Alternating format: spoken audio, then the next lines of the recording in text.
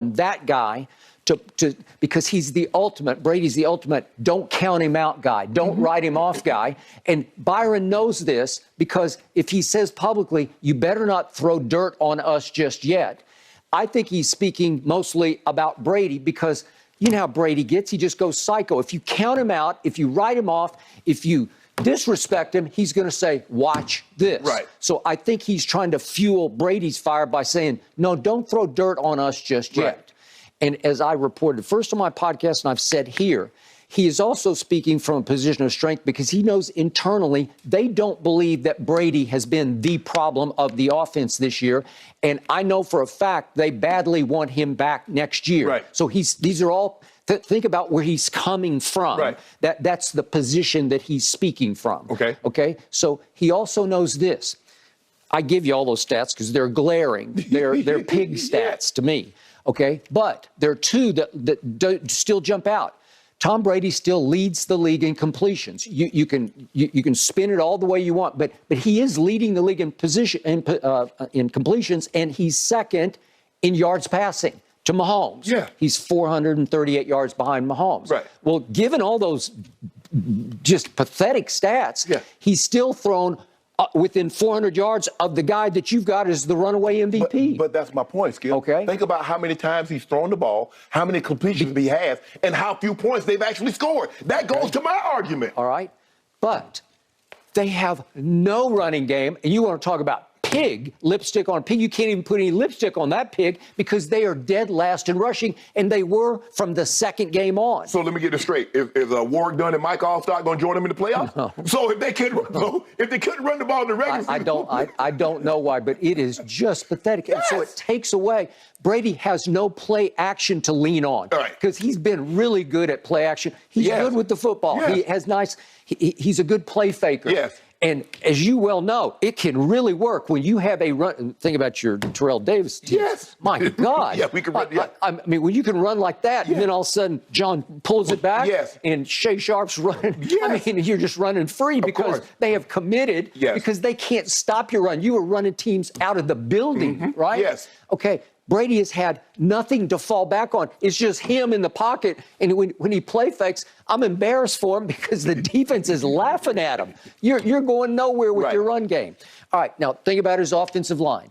The whole year, think about what he's had to try to deal with. And yeah, he dirt balls it a lot because that's what he does. Right. That's what he was taught to do. But at 45, he's going to do it even more because he's not going to take a shot in the mouth because he knows he's one shot away from his couch. Right? Okay, so think about this. The two tackles have been hurt and are still hurt. They're trying to practice this week, but I don't think either one of them should play because Donovan Smith's been out. And by the way, he leads the league in penalties, and he's missed a couple of games. Right. And Tristan Wirfs is a stud. He's a first-team All-Pro, and he's got a high ankle sprain that is no good. And I don't think he should even try to be playing. But he's one of those who will just he's a warrior. Well, let me ask you this. If your two starting tackles doesn't play, you feel comfortable with Brady playing? No, I don't. That's why I'm having a hard time with the whole concept of what are you doing? Okay, so they lost a Pro Bowl guard in Marpet. They lost a Pro Bowl center in Ryan Jensen, although he's back. And we'll get to this in a minute. I don't know if he's going to try to play a little against Atlanta to get his feet wet to see if he can get back in, but he's been gone the whole year. And then Alex Kappa was a premium free agent who wound up not staying there, but he went to block for Joe Burrow. Right. Okay? So think about the offensive line pretty much has been in shambles all year. The receiving core. It's got to be the slowest receiving core in the league. I defy you to go find one. Okay, so Pro Football Focus grades them as a group 19th best in receiving core. There's no Gronk. There's no AB. So what? Yet Pro Football Focus grades their passing game. If they just grade the passing game, they've got them 6th. Yeah. Okay, well, that's decent. Yeah, that's what Byron's saying is, well, okay, we haven't been very good, but we're not that bad, right? No. As a group, but Skip, don't you want to produce? Don't you want all those passing and all those stats? You want points. That's how you win games. What you mostly want is red zone points, which has just driven me nuts. And they've gone from 2nd last year to 25th. I can't even begin to explain. There's nobody he trusts, and I thought it was going to be Mike Evans. And Mike Evans went 11 straight games with no touchdowns? Yes. Are you kidding me? He's 6 feet 5 inches tall. And against Carolina, he he can trick you. He can run by you. If you don't honor him, if you start treating him as pure possession, that's what the tape was telling them. He does nothing but this and this. He just in break, out break. Okay, and he lulled him to sleep and he took off. He just took off on him. And it was a Rams game. You can say, well, that's not very good, but they did pull it out. He went 60-6 in 35 seconds to pull out the Rams game, and then they nearly pulled out the Green Bay game with a 91-yard drive, but they couldn't remember that he didn't snap the 2-point snap, and they got a 5-yard penalty to delay a game.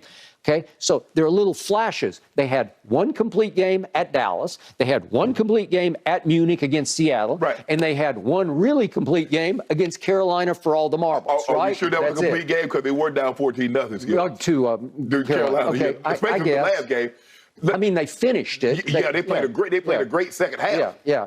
And the bizarre part of this year was Brady played arguably his best half against a really good football team, Cincinnati, who was at the peak of its hotness at that point. The first half, he goes 17-23 for almost 200 yards, and then plays. It well could rank as the worst quarter of his career. I'm talking about career. The turnovers on consecutive possessions. Yeah, they had 4, and he was responsible for. I'm going to put him on him. But it was almost in one quarter. I think the fourth one came barely into the fourth quarter. Okay, well, you can't. That's just nightmare. Okay, but in the big picture, Byron is saying, okay, I still got him, and I still have a game for us to build on because it was pretty great. Skip, but here's the thing. Look at Brady. Skip, you had him for the last part. You believe he should have been the MVP. You thought he played well enough last year to be the MVP. Yeah. And then remember, we turned it right around into his peers voted him the best player in the league coming into this year. And those same peers didn't even vote him to the Pro Bowl. Well, heck no. How could you? I mean, you can't. So that's what I'm saying. I don't have any problem with that. Byron said we're talking out of emotion. No, the numbers scream. Okay. Now, this isn't Byron's responsibility, but the defense. Yeah. It's just not what it used to be because they lost their best pass rusher. He tore his Achilles tendon, Shaq Barrett. Yeah, they can't get after the quarterback like they once could. They can't. They have no pass. They rank 28th in pass rush. We haven't seen that vaunted pass rush consistently like what we saw in the Super Bowl against Mahomes. Lord have mercy. I mean, wasn't that the game? And that's what we thought because, Skip, that's why they brought everybody back. Remember, I said, Skip, I don't think they can bring everybody back. All those guys, they're going to want big dollars. These guys took less money to come back because they thought they could. Plus, to your credit, you made the case right out of the box, especially on the defensive side. It's about hungry. Are you hungry? Because once you got it, once you got that Lombardi in your hand, then it's hard to dredge it back up the way you have to dredge it up to play defense. I've never seen it. Only one team had a superior defense that got better after they won the Super Bowl. The 85 Bears. Statistically, the 86 Bears are on record as being the best defense ever assembled. When you look at interceptions, 72 sacks, and what they were able to do. I agree. But they didn't win the championship. I agree. But I thought the steel curtain of the 70s stayed at a high level. They didn't drop. You know, they just stayed right there. From when they won it, 74, 75? Yeah. 76, 77. Yeah. But they had the 6-year period, they were dominant. Now, that's the best stretch of defense. You're never going to see that again. But, Skip, you're not going to see that many. Come on now. Look at they got 10 Hall of Famers. What team's going to have 10 Hall of Famers? I don't think it'll ever happen again. No. It just you got 5 Hall of Famers on offense, 5 Hall of Famers on defense. Hell, you're lucky if you have one on each side. If you have one a team. And remember, Ernie Holmes, people won't remember, but he's like a Hall of Famer. Yeah. Okay. So, but... and obviously Mean Joe. Joe. Okay. I mean, they were taking turns. I mean, Joe Green would win the Defensive Player of the Year, then Mel Blount would win it, and then Jack Lambert would win it, and then Joe Green would win it again. So, Tampa had, I thought, the best defense in football, especially through the pandemic run of 2020. You look at Devin White, you look at Devontae Davis, you look at all those young corners that were on rookie contracts. You're like, oh, man, this thing going to be here.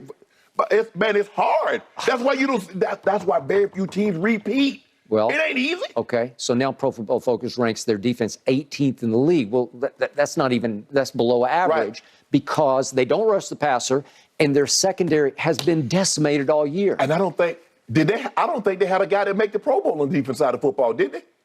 Did either the backers? I don't think either backer made it. I mean, to me, one of them did, especially Devin White. But I don't think either one of those guys made it. So none. Because Fred Warner and DeMario